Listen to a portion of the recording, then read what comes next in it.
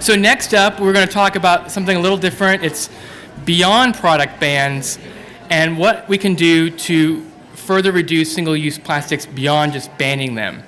So first up, we have Paul Ledesma from the City of San Jose. And Paul, as he mentioned earlier, is the Trash Reduction Program Coordinator for the City of San Jose's Stormwater Management Program. Does that fit on your business card? In his 20-year career, Paul has implemented and managed both zero waste and stormwater management programs. Until last year, Paul was the city government zero waste coordinator for the city and county of San Francisco, where he produced the city's litter audits for 3 years, tracking changes in San Francisco litter conditions.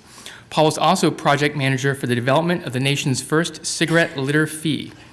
Currently, he is working with the City of San Jose's regional partners to develop new trash reduction programs and associated metrics as part of the Municipal Regional NEPD's Stormwater Permit.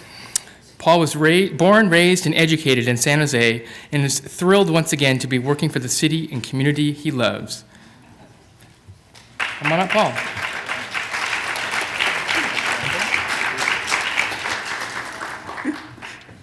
Clay was certain to point out to me, he really lives in Campbell.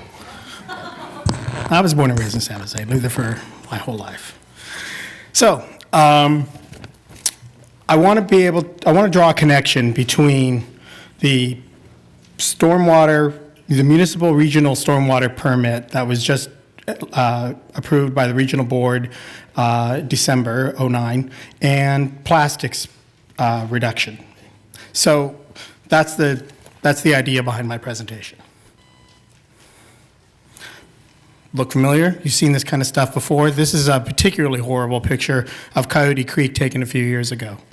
But it pretty much, for me, it's at least, I think it's iconic of the problem that we're dealing with. It doesn't take long to realize that when you walk around a creek after a big storm and you see this kind of thing, a lot of it's plastic. So why control trash? Well, it impacts water quality and habitat.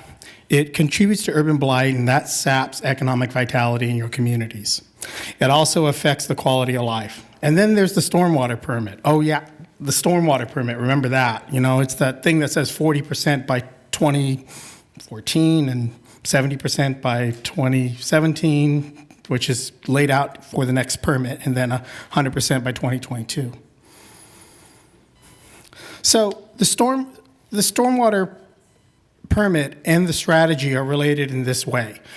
In San Jose, we view the stormwater permit as the core of our trash reduction strategy. So what is that core? Well, the permit requires us to have a trash reduction plan, a tracking method, trash capture systems, clean up our hot spots, produce a long-term strategy, and then have a reporting requirement. Then it has a reporting requirement. The question we have in San Jose is, okay, we do these things, we come up with our plan, we do our tracking method, we have our trash capture, we do clean our hot spots yearly and assess it, and we do all the reporting and the long-term strategizing. We can punch out and the creeks are better, right? Well, we know better than that. I think we all do. There's a number of things that go on that are not mentioned in the permit that inform the permit. The line between those things in the core, in that blue, and the things in the gray on the outside, that's not a bright line. Those are issues that very much affect what goes in our planning, what goes in our reduction strategies, and we need to address those issues in order to see a clear change in our creeks. Some of these issues are beyond the scope of this conversation, and so homeless encampments, we have a really interesting idea that I'd love to talk to anybody who's interested about sometime later on how to deal with homelessness, to deal with community development, to deal with illegal dumping along creeks. But the one that I want to focus on is zero waste, because that's a relationship between those of us who work in the recycling and composting and zero waste fields and those of us, like myself now, who work in stormwater. This is where we relate. This is where we overlap. And that's where the plastics is coming from. So just to give you a quick brief overview of pathways. Most of this is familiar to you. Overflowing garbage cans, illegal dumping, homeless encampments, pedestrian litter, and the storm sewer system itself are all contributors to trash in the creeks. This isn't an all-inclusive list. There are other things that we could talk about: air, wind deposition, that sort of thing. So the first step in the plan, though, one of the first steps in the plan is to determine how much trash is actually out there, what's being loaded in our storm drain systems and in our creeks. So we are conducting, along with our regional partners, all 76 participants in the regional permit, an assessment of what kind of trash is in our catch basins, not just what kind, but how much. We're using land use and economic variables and population density as kind of criteria to identify and make broader assumptions about or make broader analysis about what kind of loading is taking place in our communities. This picture is of our interns from the city of San Jose, stormwater staff from the Santa Clara Valley Urban Runoff Pollution Prevention Program, and San Jose staff standing under a tent in 90-plus degree weather last August, sorting through catch basins. And this is really unpleasant work. But it was really interesting to see the kind of data you get. The data is very preliminary at this point. We're not finished with the analysis, but the map is indicating what that data produced. The darker areas in the map are areas based on our assumptions about land use and population density, where our priority areas are. And we can focus our resources and make assumptions about our trash loading assessment. Okay, so what's in the creeks?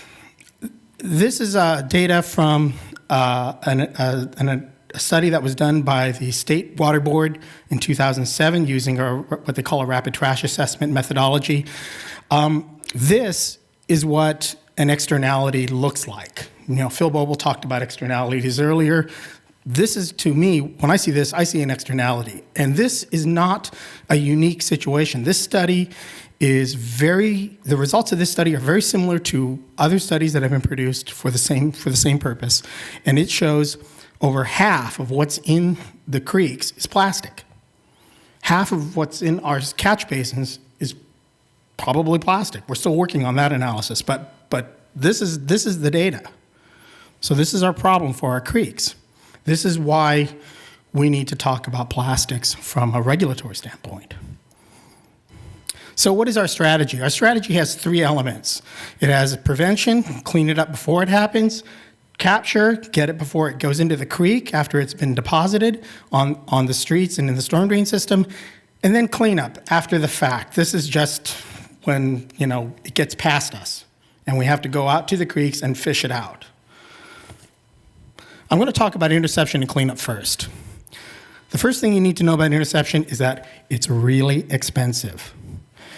It has high capital costs, and this, for those of you in public works, you know this kind of stuff. It has high capital costs, and the operations and maintenance, your budgets go way up when you have to cope with these kinds of systems. So they're effective, they work. These systems, the small one in the middle is an inlet device that goes inside an inlet. It's a screen. And the other one is a big, what they call a hydrodynamic separator. It's a giant concrete constructed thing that goes in a line at the end near the outfall, and it treats dozens, hundreds of acres. These devices are really expensive. They're really costly to maintain. Street sweeping is another aspect of our strategy. Street sweeping is something we're studying very carefully. We think there's a lot of promise in street sweeping. Again, it's an increase in operational and maintenance costs for our cities. Cleanup, cleanup's effective. This picture was taken before and after on the same day. This is the kind of assessment we have to do as part of our regional permit. You go to a site, you take a picture of a 100-foot length of creek, you clean it up, you take a picture after you're done. There should be no visible evidence of trash. That's what we got here. We have no visible evidence of trash at the end of the day. This is all day. This is a lot of work. and it's really expensive. And the worst part about it is the next time there's a big storm that comes through, it's going to look like that first picture all over again, because this is the result of what happens when you have a wild creek in the middle of an urban environment.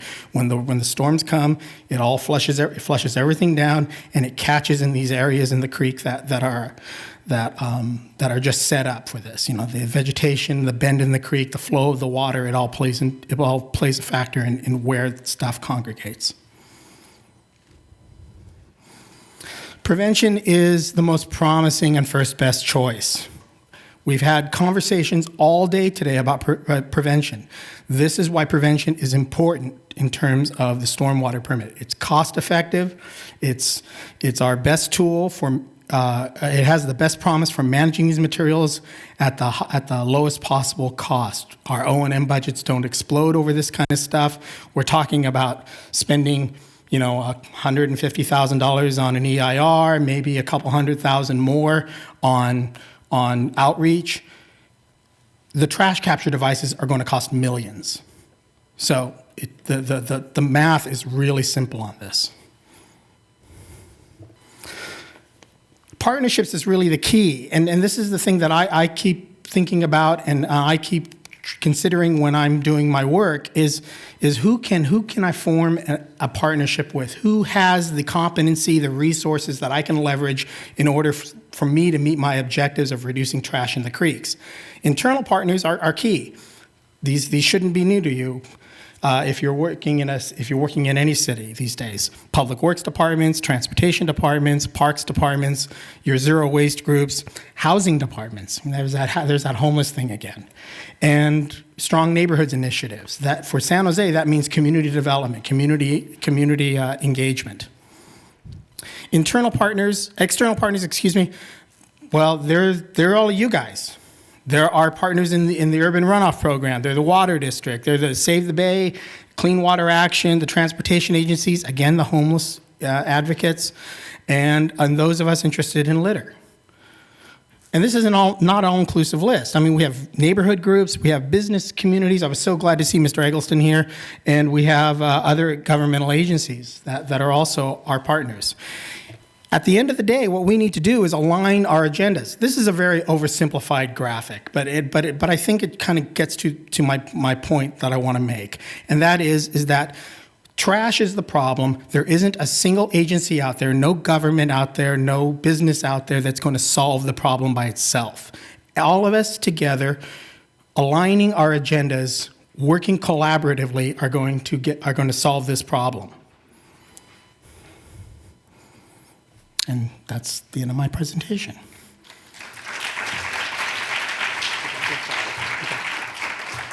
Okay, so next up we have Miriam Gordon again from Clean Water Action to discuss other local strategies for reducing single-use plastics.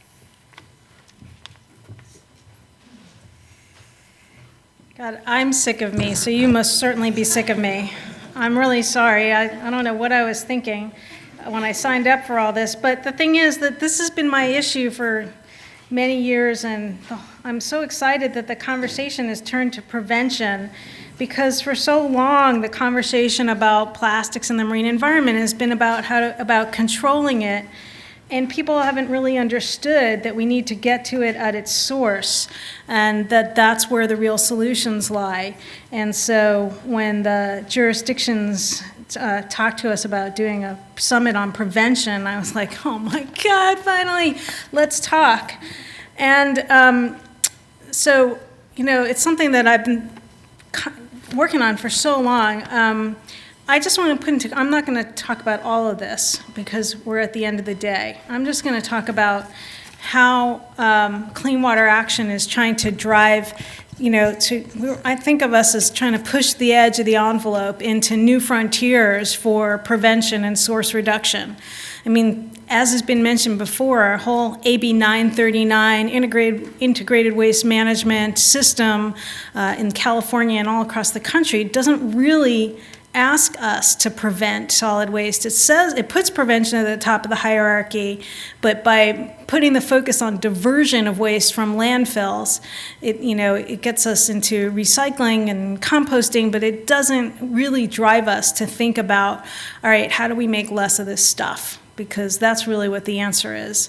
And so, in thinking about it, Clean Water Action was thinking, well, we really need to understand what's driving all this stuff, all this disposable food and beverage packaging that comprises most of the litter and most of the marine debris. What's driving that from getting into the hands of people who litter or getting out into the environment from open dumpsters? Why do we have so much of it? And basically, it's because businesses and institutions are making the purchasing decisions to buy all that stuff and to use it. And it's convenience, right? And so it's also consumer demand for convenience. But we want to engage. I think that it's those businesses and institutions that are making the purchasing decisions who are kind of left out of the equation of solving the problem. We're kind of telling them what to do with bag bans and polystyrene bans. But we want to ask them to think creatively at the same time about what they can do, and for them to start thinking about, why this is a problem. So we started in beginning of 2010. We started we have a taking out the trash program that has a lot of different components, but one aspect of it is this project where we're working with 4 cities in the San Francisco Bay region, Oakland, Richmond, San Jose, and South San Francisco, who are all under the municipal stormwater permit to reduce trash. And we got to them through BASMA, and we said, we want to help you think about how do we prevent some of this consumer disposable product packaging waste from getting into your creeks and storm drains in the first place, which would save money, which save taxpayer dollars. So you have, the idea is to have less trash to have to control, as Paul was saying, zero waste. So we think that what we need to do is look at where the trash is coming from. What are the business and institutional sources? And then work with those business and institutional sources. So we were thrown into a data collection project. Because when we looked at a lot of the litter audits and storm drain sampling methodologies, when the sources are identified, they don't tell us, well, what businesses and institutions are those sources coming from. They'll tell us, that it's food packaging waste, or, that it's beverage containers, or what the composition is, but it doesn't tell us where it's coming from. And to do that, you really have to both collect brand names on the materials that you're sampling and figure out other ways to find the sources for the non-branded materials. And that's what our litter monitoring technique is all about. We created a new litter monitoring technique. We have partners, in addition to those 4 cities, we have partners, the Watershed Project and the California Conservation Corps and the County of San Mateo, Oakland High School, students at San Jose State University are all being brought in to help us collect this data. And what we're finding, we're halfway through the litter collection, the litter data collection, and it's been raining, so it's kind of pushing, rain pushes us back a little bit. But we're halfway through, and it's funded in part by the California Coastal Commission's Whale Tail Grant and also by some foundation money. We're finding that cigarette butts are the most numerous type of litter, and so numerous that we can't even count it. It takes too long. So it's not on our data sheet anymore. But snack food wrappers and hot and cold drink cups, beverage cups, plus the stuff that comes with them, the straws and the lids, those 2 items, those sets of items are the most numerous that we're finding in our preliminary results. And the typical sources for those items are fast food restaurants, convenience food stores, groceries, malls, schools, movie theaters, and some assorted municipal institutions. And we view this effort, this monitoring effort, as providing a snapshot of the litter sources in the community. We're not doing a full-scale litter audit. We're just auditing in two areas of each city, a quarter mile each. That's a picture of our volunteers doing it. And the plan is to follow up with the local businesses and institutions in these communities. We're conducting a cost-benefit analysis for restaurants and food vendors on the cost of providing food in reusable containers on site versus the cost for disposables. And, looking at the cost of dishwashing and labor and factoring that in. But in general, Starbucks already did this 10 years ago, and they found that they would save a ton of money by doing a reusable cups campaign. And so we're moving along we're developing a similar analysis. And we'll be in this year presenting the data in these communities and to business groups at meetings and workshops, and providing them with guidance on reduce, reuse, and recycling at food establishments. And we plan in the next year after that to follow up with the businesses in these sampling locations and ask them if they would voluntarily participate in an audit of their business on what they're spending on disposable food and beverage packaging, and provide them with an assessment of opportunities to save money and to prevent and to implement zero waste. And I'm not going to go over, you're all tired and so am I, and I was going to show you some of the universities are doing along those lines, but a lot of the college campuses are dealing with an enormous amount of disposable foodware, and because they have all of these young, eager environmental studies students and environmental clubs, they are actually becoming the incubators for sustainable dining or zero waste dining. And so just to mention one, the Dartmouth Sustainable Dining Club actually has students purchase a sustainable dining kit, and they have found that this replaces about $1.17 worth of disposables used every day by a student. So one kit pays for itself in 17 days. And they found significant reduction in trash, from 50 pounds of trash per meal per food establishment to 5 pounds of trash and 5 pounds of compostables per meal at each establishment. So that's just one example. Now, we're thinking about, all right, once we do these cost-benefit analyses, we're working with the businesses one-on-one to create some model food establishments who are switching from disposable foodware to reusable food and beverage packaging. What would we want to do at a policy level? In addition to working voluntarily with businesses, we're a policy and advocacy organization, so, can we promote reusables beyond bags? It seems to me that the data that we're collecting that's showing that food and beverage packaging is really the bulk of the trash and litter problem that all you jurisdictions have to deal with and are spending money to deal with. We should be focusing on how we promote reusable foodware. And so we have developed a model ordinance that we're actually sort of trying to sell. And so I'm selling this to you right now. The idea is that, when you're sitting at a cafe and you're having your hot coffee, which comes in, a paper or sometimes a styrofoam container with a lid and with a little, finger protector, that's a lot of waste. And why should you be, if you're eating at the establishment, you haven't taken it out, it's not to go, if you're sitting on the premises, having it for here, why should you be served in that, horrible styrofoam container that leaches styrene, which is a known human carcinogen? How about being served in a ceramic mug, civilized, old school, just, the way I grew up way back in the ancient times.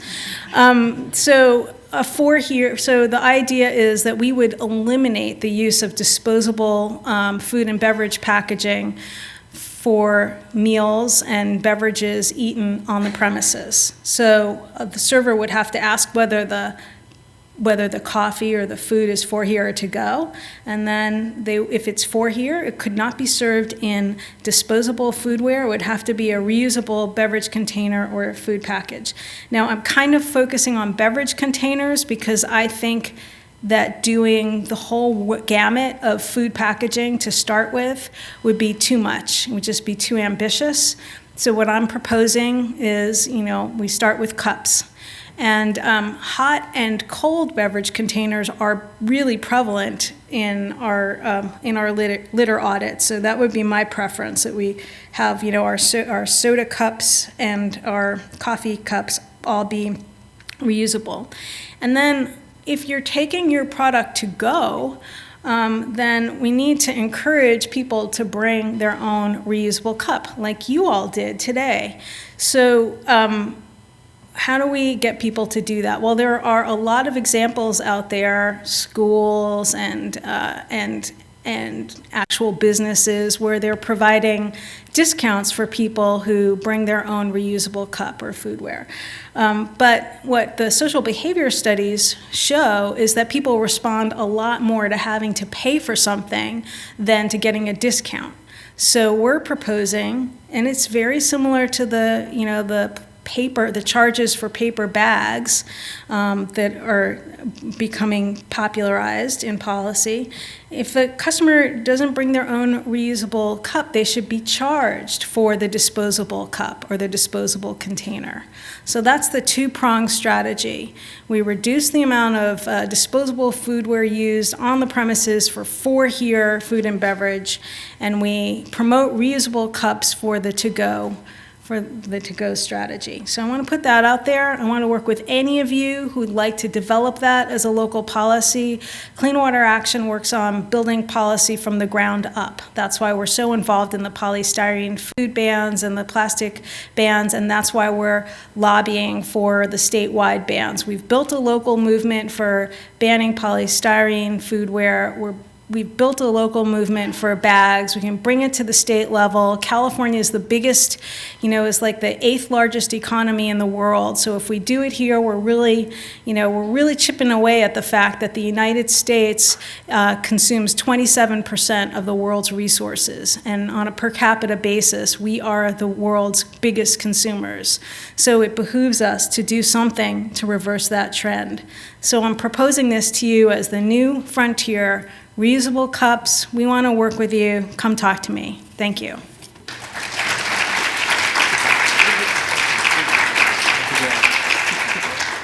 Paul, are you coming back for questions? Come on up, Paul. All right, so we have some time for a couple of questions. And I know Richard Gertman had a question. There he is, up here. Not so much a question as informational. So I agree with Miriam that number one is we have to look for reusables wherever we can. But I'm working through the old California DOC, with now Cal Recycle, gave a grant to Future 500, and we are building an optical sorter that will take PLA plastic back out of mixed plastic containers. So we have in mind this gadget's going to be mounted on a trailer. We're going to take it to a bunch of MRFs and try it. But the deal is that most MRFs don't have any space to sort other plastics, so they do the valuable plastics and the rest go off to landfill. With this gadget, we'll be able to take the PLA, recover the PLA, and ship it back to be reused as PLA. So there's some serious concerns in my mind with taking PLA and making it into compost and then applying that compost. But PLA looks a lot more attractive if you get it back and recycle it and make new containers out of it. Yeah. And so we're working on a process that will actually allow us to recover all of the food service PLA that's out there when it happens. Okay. So, thank you. Over here.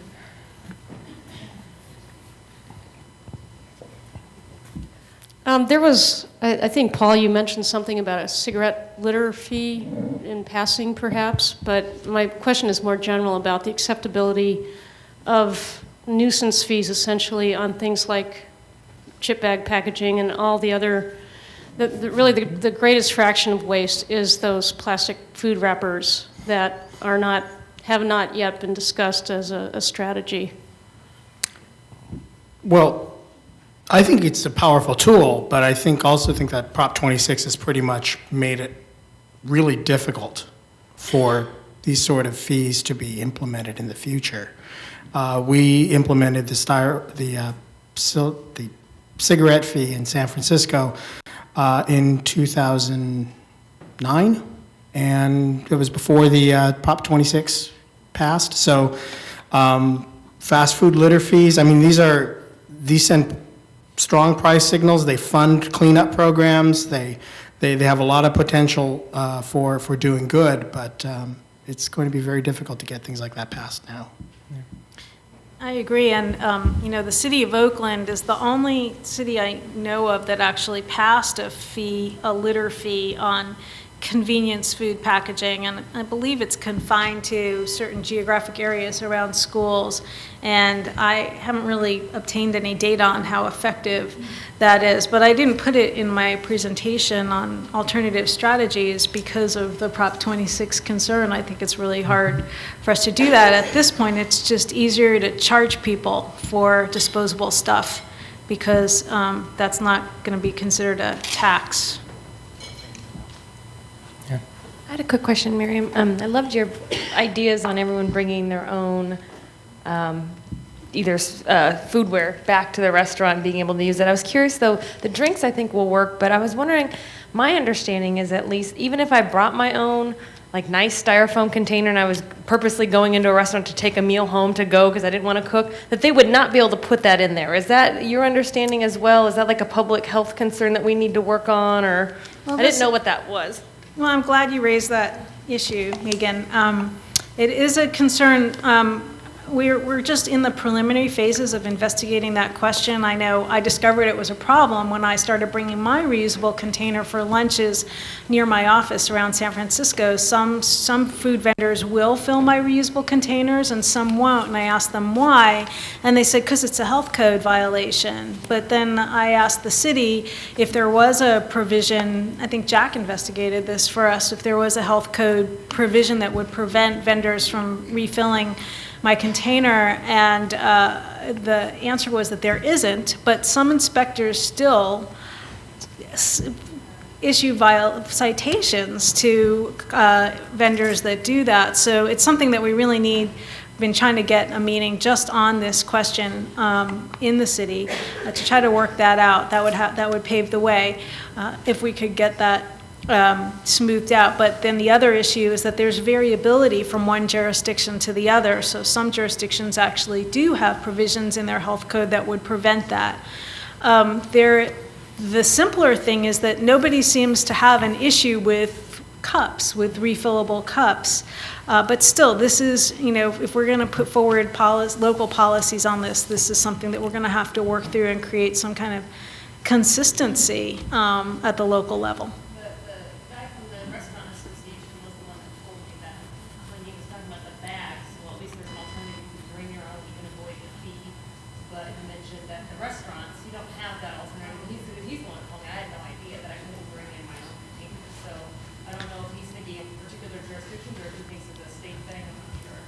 Yeah, we have to get further into that, and that is a key question.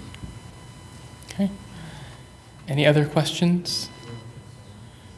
Okay, so I think to wrap it up, we're going to have Melody Tovar come up and say a few closing remarks and finish off the day, and we'll be done. Thank you. Thank our panelists, please. Hi, good afternoon. So while you're clapping, we're going to have a little more clapping to do. First for yourselves, because you're still here. It's the end and you're still here, so clap for yourselves. Thank you so much for still being here. I'm Melody Tovar, as I mentioned earlier. I'm a deputy director with the City of San Jose's Environmental Services Department. I'd also at this time like to ask everyone who was part of the organizing committee or the task force that brought today's summit together to please stand. One more time, so I won't do them all by name, but huge round of applause for all their work. Thank you. I also wanted to acknowledge our partners first, the City of Cupertino. This really is a beautiful facility, and I could actually hear Phil Boble earlier when I was in the restroom. That was cool and creepy at the same time, so I wanted to thank them for that. but also to San Jose and Palo Alto Save the Bay, Clean Water Action, and the Watershed Management Initiative for working together to bring today and make it possible. We've had a full day of speakers educating us on the environmental impacts of disposable plastics and on the programmatic opportunities. We've heard from so many cities on real-world examples, and they've generously shared their policy development experience and their actual on-the-ground implementation experience. So I wanted to thank all of our panel members and all of the speakers today.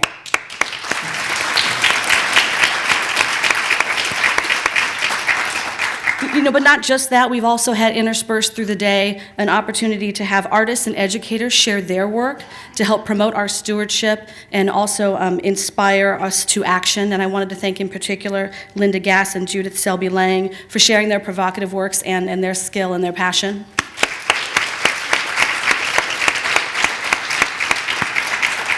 As we close, I wanted to share a little aha moment that came from me. I've been with San Jose for 15 years, the last 2+ of which have been interspersed with our plastic bag action, along with quite a few other folks here in the room. And I wanted to share a moment I had as we were on that journey. We described it earlier as having been a 2+ year journey, and it was a winding journey. And it wasn't until we got very near the end that I understood the full weight of what we were doing. So after 2+ years, I'm at the council meeting where the council is actually going to make a decision about our ordinance. And I'm my best bureaucratic self. I'm prepared to answer any questions that may come. And I find very quickly that I'm not going to need to, that we're really here to listen more than anything else after all this time. And I hear the council members one by one almost unanimously vote for the bag ordinance. And most of them take the opportunity to share their reflections on why they felt it was important and the right time for our community. You heard from a couple of them, Councilmember Chu and Councilmember Liccardo, but it was another Councilmember, Ash Kalra, who really sort of broke through my steely bureaucratic shell when he told us that what we were doing here today was creating generational change. We are creating a generation that won't remember that when you went to the store you got a plastic bag, or that anybody gave you a bag at all, that you brought your own the way it used to be. Generational change. That was my moment of saying, oh, that is really what we've been doing the last 2+ years and what we talked about a lot here today. So in just a few days, you're going to receive a survey about today. Do not dismiss it. It's going to come in your email. It's going to come from SurveyMonkey. Super easy to fill out, right? Not super long. 10 questions. And part of what we're going to ask you is, how do you think this workshop went, and what do you think about continuing to collaborate together and network together to address this issue of plastics pollution? We hope that you will respond quite positively to both, and as we do, see today as just the beginning. On behalf of the task force that organized today's summit, we thank them. We hope that you find yourself today informed and inspired. That is, as Julie said here at the beginning, that we've connected our hearts to the cause by being here together today. I want to thank you all for coming today to prepare yourself and your communities for taking robust action on plastics pollution. Thank you.